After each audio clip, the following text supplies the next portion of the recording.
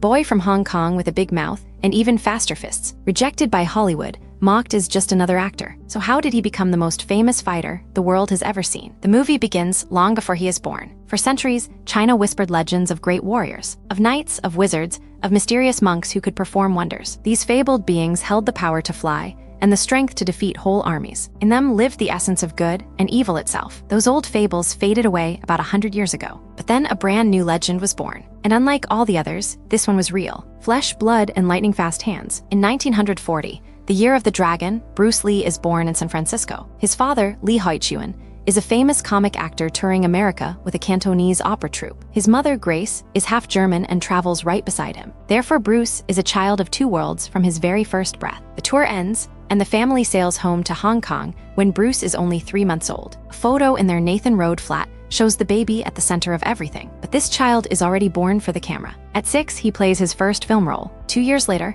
he lands a leading part beside his own father. For years, people claimed Bruce never appeared in films with his father at all. These rare early scenes prove the exact opposite. And already, the boy has the bigger role of the two. By the time he leaves for America, he has appeared in more than 20 films. In many of them, he plays an orphan raised by the streets with nothing to his name. In one of them, a grown man corners the small orphan and shoves him around. He barks at the boy and raises a hand. Now watch what the little one does next. View in miniature of a scene in Enter the Dragon.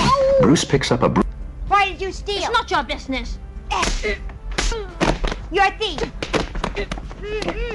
Yeah, the broomstick says everything. Even at this age, the fire is already there, plain to see. The adults on screen threaten him constantly. "You devil," one shouts, "I will chop off your head." But the small boy never once backs down. He stares them right in the eye. It raises a real question. How much of the true Bruce was in these roles? And how much were these fierce little characters quietly shaping the man he would grow up to become? Therefore, Bruce keeps getting cast as the same kind of kid. The problem use, the one with a big mouth who backs it up with his fists. Many of these films echo American hits like Blackboard Jungle. One is even called Boys on the Street, and it throws him into brawl after brawl. Watch him closely in the chaos. The trademark faces, the pointing finger, the swagger. The signature Bruce Lee is already forming. Watch him work the crowd.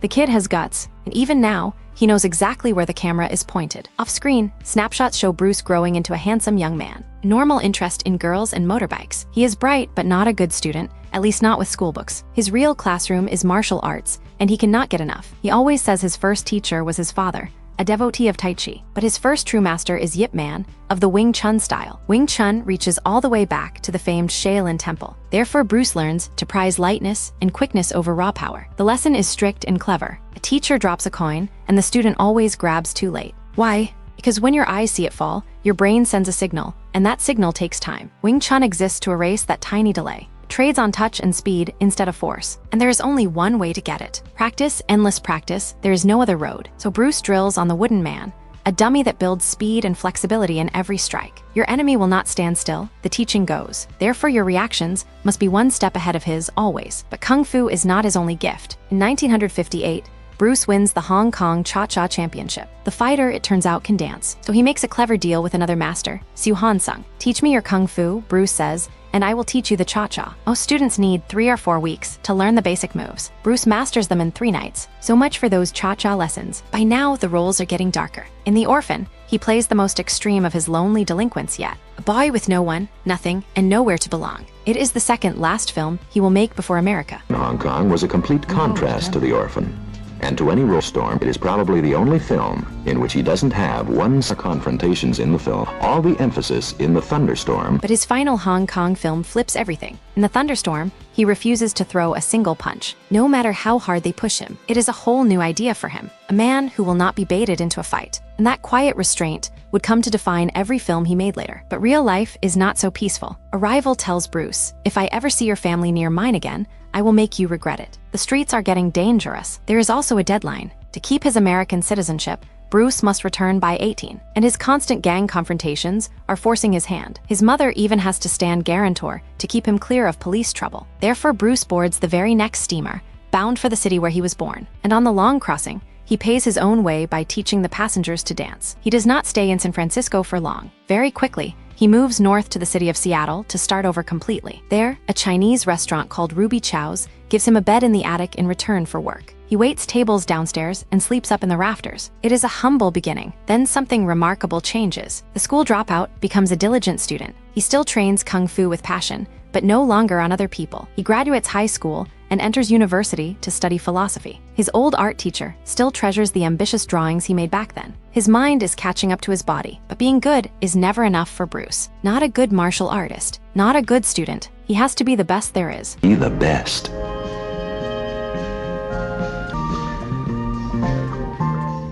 He taught kung, one of whom was a 19-year-old girl called Linda Emery.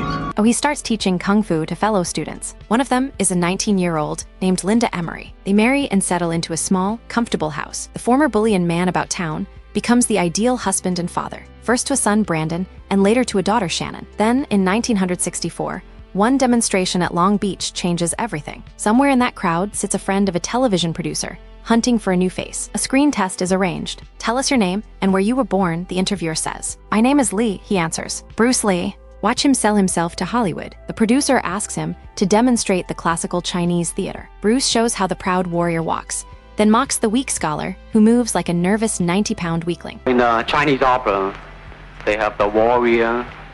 The way the warrior walk will be something like this. Come out, bend, straight, and then he shows the real thing. The finger jab to the eyes, the back fist, the low sneaky kick. He calmly warns the nervous crew that these are just natural reactions. You know the Chinese, they always hit, go back to the ground. Now turn around the other way and... Which one? Yes.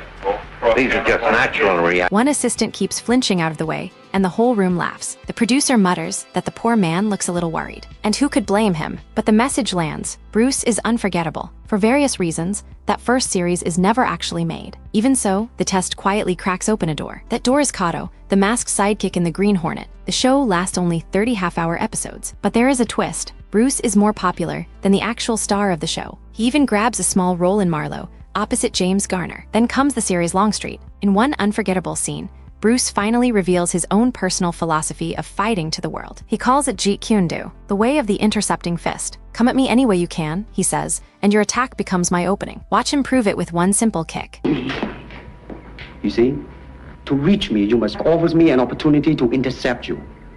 In this case, my sidekick against the nearest target. To reach him, you have to move toward him, and that Monetizing your movie content has never been easier. Upload your video, get a full recap and 10 shorts. ViralCade, link in the comments. first step is already your mistake. It is like a boxer's jab, he explains, only far more damaging. Soon his private classes are the stuff of legend. He charges $275 an hour and still turns students away. The ones he keeps are famous in their own right. The towering basketball giant, Kareem Abdul-Jabbar. The movie stars Steve McQueen and James Coburn. Suddenly, everyone in Hollywood wants what Bruce has, but his real dream is bigger than any class. He wants Hollywood, the leading roles, the top of the marquee. And Hollywood is not calling back. Then the studios pass him over for the lead in a new series called Kung Fu, a show built on everything he taught. It is a bitter, crushing blow. So Bruce makes a hard decision. If America will not have him, then he will go home and build his name where nobody can ignore him. Hong Kong, 1970. Apart from one brief visit, he has been away for 12 long years. The skinny boy who left is now a grown man with a plan, and the city has no idea what is about to hit it. He walks straight into the biggest studios in town. None of them see it. He is just another actor, they say, and wave him off. But one man sees everything. Raymond Chow, head of a small, hungry new studio called Golden Harvest. Chow has heard about a demonstration Bruce gave on a local television station. Watch what every big studio somehow missed. Fine. Chow had heard of Shaw's unsuccessful offer and made sure he saw the station before returning to the U.S. Bruce gave on the TV show was very impressive. TV show was very impressive. He sidekicked all. In addition, he kicked and blinked. Now that takes tremendous amount of... The routine is jaw-dropping. He lines up 5 thick, inch-wide tiles and kicks them with one leg. 4 of them shatter on impact. He even breaks a tile, left dangling in midair. Chow knows exactly what he is seeing. That kind of feat takes tremendous strength and absolutely perfect timing. Then Bruce calls Chow long distance and asks one blunt question. He names the most popular action film of the day. Is that really the best you can do? Chow has to admit that it is. Bruce answers with total confidence that he can do far better. How could Chow doubt this man? Therefore, he offers a 2-picture deal. Bruce signs at once and flies out to Thailand to shoot his first true starring film. It is called The Big Boss, and it will change absolutely everything. But first, he has to survive the making of it. The village is remote. The budget is tiny. The conditions are honestly appalling. But for the very first time, Bruce Lee is completely in his element. Forget the neat, economical moves he taught his students. Forget the quick knockdowns of the Green Hornet. Now watch what he truly unleashes on camera. that Bruce Lee had been teaching his students suddenly was a whole new style of martial arts choreography, red-blooded, extravagant, and bursting with... Suddenly, the screen has never seen anything like it. Rich, explosive, extravagant, bursting with raw power. A whole new style of fighting, and the public loses its mind. In Hong Kong, The Big Boss shatters every box office record ever set. Overnight, everything is different. Bruce Lee is no longer just another actor, waved off by studios. Bruce Lee is a star. Fans mob him everywhere he goes. Ask a child who his hero is, and the answer comes instantly. Bruce Lee always beats the bad guys, they say, and nobody on earth moves faster. People try to name his magic. It is the body movement, the choreography, the timing. It is a man overcoming the very limits of the human body itself. Critics scramble to explain him. He is not an action man like Eastwood or Bronson, one says. He is something closer to the great dancer Nureyev. Both Bruce and Chow are thrilled, and they start planning the next film at once. This time the budget is bigger, and Bruce gets a bigger hand in making it. Therefore, the family moves to Hong Kong for good. They settle into an 11-room villa in Kowloon Tong,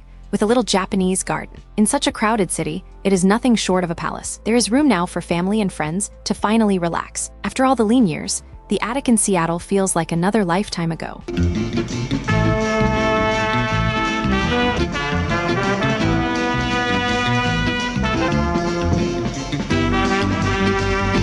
At home, Bruce splits his days between his study and his exercise gear, which seems to spill into every single room. The man simply never stops training, not for a moment. Then comes the second film, released as Fist of Fury. It takes the pure, burning intensity of his fighting to a level nobody has ever dared put on screen before. The story is fueled by rage and injustice. Bruce plays a young fighter pushed to defend the honor of his school and his people, and the crowds feel every single blow. And for the first time, it puts a weapon in his hands. The nunchakus, 2 short sticks joined by a chain. Now watch them turn into a screaming blur. Put weapons in the hands of Bruce Lee for the first time in the form of the sticks joined by a thong or chain.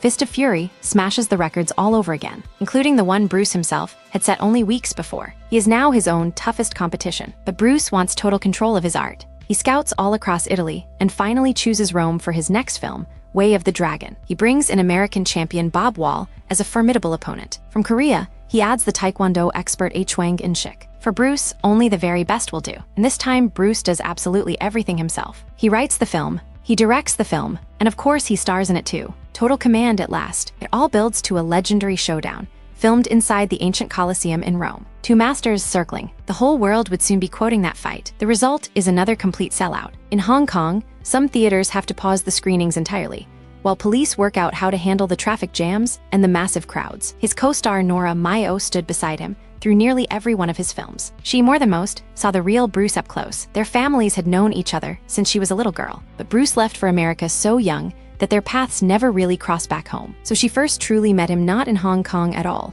but on the hot, chaotic set of The Big Boss over in Thailand. And she noticed one thing above all else. Bruce poured his own real life into every single role he ever played. The lonely orphan, the boy who would not be bullied, the outsider proving himself to a world that doubted him. Every one of them was secretly Bruce Lee. Therefore, Hollywood, the very town that once turned him away, finally came running back to him. His next film, Enter the Dragon, would carry his name into every corner of the earth. His advice of applying modern exercising techniques to the field and to appreciate Bruce's outlook.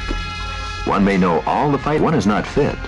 One does not stand a chance in a real fight. It should have been the beginning of everything. A global superstar, at the very peak of his powers, with the whole world finally at his feet. But at that very height, his story took a heartbreaking turn. The world lost him at just 32 years old, gone far, far too soon. A candle that burned impossibly bright and impossibly fast. And yet the boy with the big mouth had already done the impossible. He became the most famous fighter the world has ever known. The rejection, the doubters, the closed studio doors, all of it simply fell away. He was, and he still is, the legend. His films still fill screens. His name still opens doors. Every martial arts star who followed is walking a path that Bruce Lee cut first, with those lightning hands and that unbreakable will. So here is my question for you. More than 50 years on, why do you think Bruce Lee still hits harder than every fighter who came after him? Tell me in the comments.